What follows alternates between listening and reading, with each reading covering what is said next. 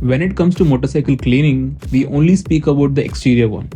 But how to do an interior cleaning and how to go from this to this, and the best part is you can do this all by yourself at home.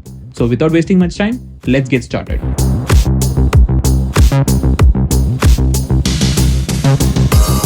As you know, this is my Domina 400, and for getting the interior cleaning done, we need to remove all the external panels out there. I have shown this plenty of times, but this is a quick recap. Starting with opening the pillion seat followed by the rider seat, which is held by 2 bolts. Now the next step is to remove the tank panel, which is held by 6 bolts, 3 on each side. So let me remove those.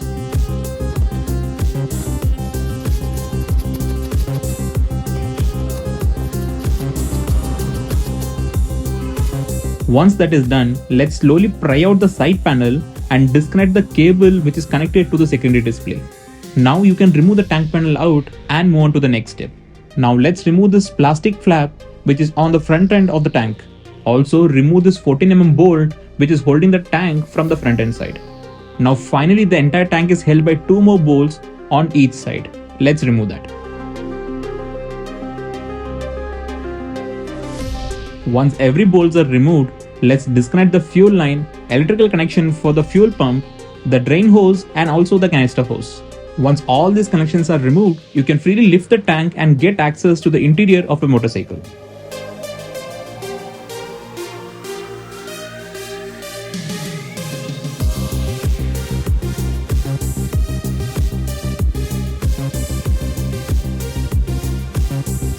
Now let's do one final step of removing this cover which is made of rubber to get access to the head of the engine so that we can do the cleaning thoroughly.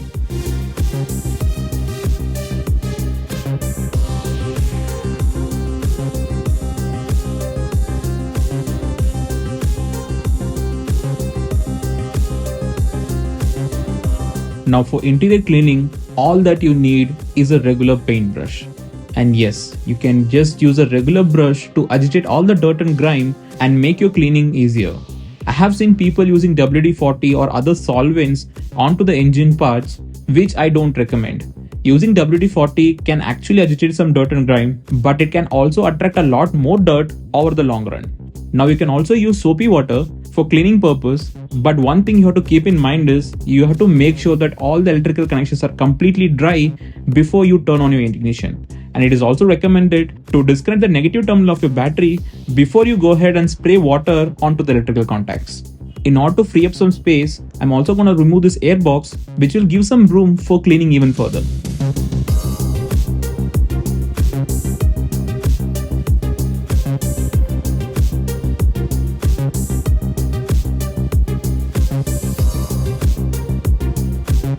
Make sure the dirt and grime that is coming out is not entering the airbox itself, which could potentially harm your engine. This is how the interior of my motorcycle looks after cleaning it just with brush. Now in order to protect all the internals, especially the rubber components of your engine, and also to add shine onto the internals, I personally use this silicone spray. I'm not promoting any brand over here, but I have been using this particular one from pretty long time and I'm pretty satisfied with the results.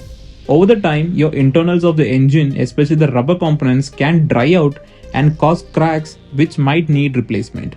Using this silicone spray can actually extend the life of your rubber components, and also it helps in protecting it against the wear and tear that is caused due to temperature difference and also due to friction.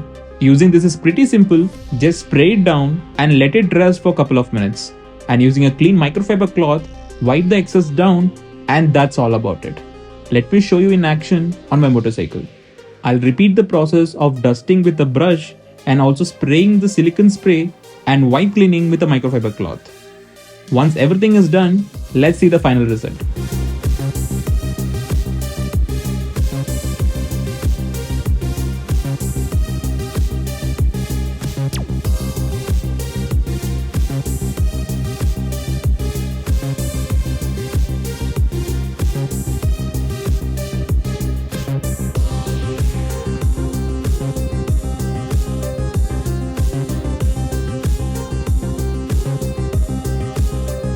And that's how you can clean your internals of your motorcycle and make it shine like brand new one. Once everything is done, put back all the components that you removed and it is just opposite of removal. Now, if you people find this video interesting enough, and if you people have liked the content, do consider subscribing to Archeonics and follow me on Instagram for more such interesting content.